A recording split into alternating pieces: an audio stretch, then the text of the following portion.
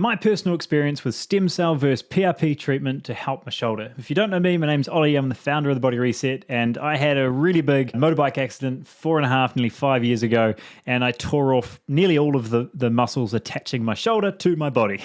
3 of the 4 rotator cuff muscles, as well as my long head of my bicep tendon, were completely torn off and required some surgeries in order to reattach. Going through the process of trying to rebuild my shoulder and using regenerative medicine in order to improve that process is what I'd like to walk you through today. Now, for context on this, I've dislocated my shoulder so many times. I'd had a reconstruction surgery back in 2012. 13 years later or 10 years later, I had this big motorbike accident on the same shoulder. I tore all the same things. So not a particularly happy shoulder, and having to go through the reconstruction of this, the first instance was to reattach as much as possible. I had a failure of the supraspinatus tendon, being the rotator cuff muscle that just didn't attach. And then about a year and a half later, had to go back in again to reattach that tendon and actually use additional reinforcement of other tendons in order to attach that where possible. Now, another about year after that second or actually third shoulder reconstruction, I was in a place where the tendon is supposedly attached but very thin and not stabilizing the shoulder in the way that I would like. I was still very weak in any sort of lateral or overhead motion. So I want to walk you through my experience of these medicines in order to improve shoulder function. And if you struggle, or if you've been through an injury with your shoulder or your knee where there's a ACL tear or a rotator cuff tear, where this might be helpful for you as well. Now, to start with, PRP stands for platelet-rich plasma, and what I want to walk through is what the differences will be between choosing PRP versus stem cell, being more of a regenerative type process of injecting stem cells back in to not just increase growth factor, but to also improve that regeneration of cells, and what the difference might be there. Okay, so PRP I did first. It's a cheaper option and also typically quicker to get into, where simply what they're doing is doing a basic blood test, extracting or separating the platelets from your red and white blood cells in order to really create a very rich plasma solution in order to inject back in. The goal of this is to inject directly back into the tendon or soft tissue that is torn or injured in order to promote some form of healing of that tissue. So what I've learned from this process is that if your injury is solely of a tendon or muscle, that soft tissue being something that is the problem, it seems to be that this would be the best use of PRP. It's also used in hair regrowth, in sexual function, and certain other modalities, but specifically for the shoulder,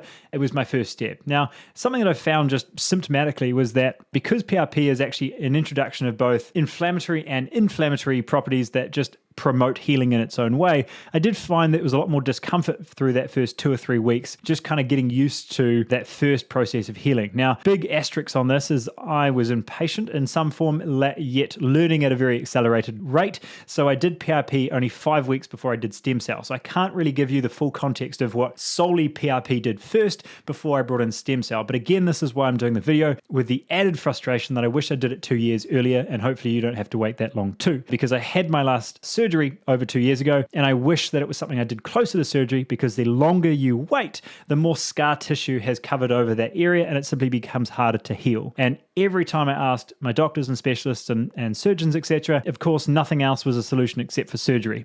And as you and I know, there's other stuff out there that simply is not being recommended. So looking at PRP, hopefully you would do that closer to surgery, but being in a place where, through the lens of logic of an area that doesn't typically get a lot of blood flow, that became a way to at least promote some form of healing. And whether it be placebo or not, I did see a slight improvement in range, and I did feel better with that area. And long-term, knowing over 3-6 months, I think we'll continue to have improvement. I would still be confident having that as a recommendation towards that type of soft tissue injury initially, if that's what you're struggling with. The second one that I then went down was, okay, if this is solely for the tendon, what else can I do for the joint? Because again, for the context, I've gone through so many dislocations as well as tearing all these muscles. The whole joint is not happy, right? The whole labrum inside, all of the moving around of that socket being a very open capsule like a shoulder, not so fun, right? And it's that overall improvement in range over my head is not just going to be one tendon at this point, it's going to be the whole healing of that capsule that really isn't particularly happy. So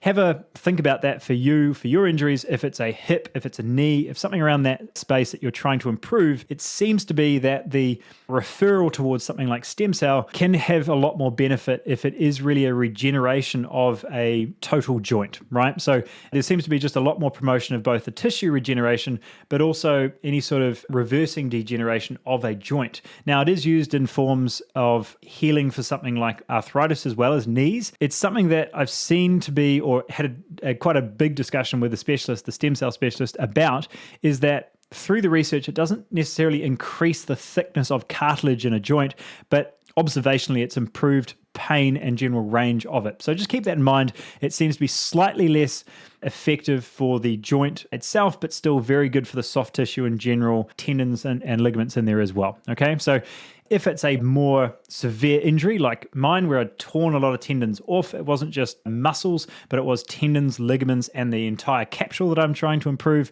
then stem cell became an additional step that I wanted to take as my best chance of improving that range. And again, like I said, I'm actually only a 10 or 11 days post stem cell now.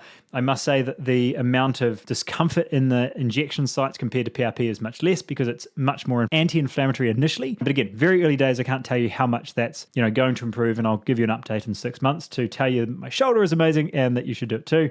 But for now, I at least at very early days can tell you that it feels pretty good being so early on. And at least what I've learned from this process is what I'm trying to get across.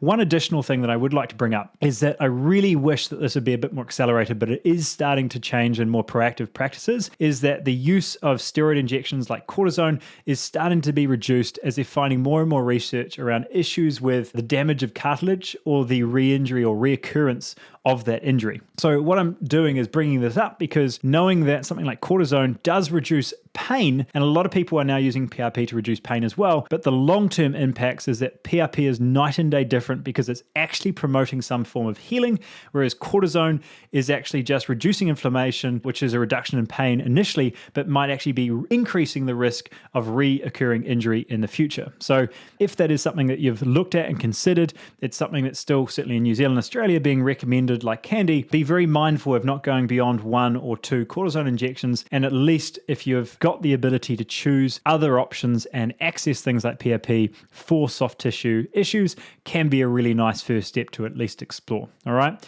Giving you again a bit of context on cost. Again, these are, as far as I'm aware, entirely private options. So PRP being around $700 to $1,000, it seems to be an initial treatment that you can pay for, whereas stem cell, I paid about 14-ish. So they're going to be really roughly around that sort of 13 to 20, unless you want to go to somewhere like Bali or Mexico in order to get it done. You could certainly get it cheaper, but I had to consider, time and travel, etc. as well, and make sure that I trusted the source. Now, again, there's probably plenty in Mexico that are great too, but that was my initial thought. So that's kind of my breakdown, my personal experience with why I suggested these regenerative therapies like PRP and stem cell is a area of my focus now, one that I wish I did much earlier. I went through thousands of dollars of just initial consults, not even the cost of the PRP and stem cell themselves, but the consults of talking to people to fundamentally understand what should I do in order to improve my shoulder so that you don't have to as well. Now, I very much did it for myself selfishly, but you get to learn from that as well.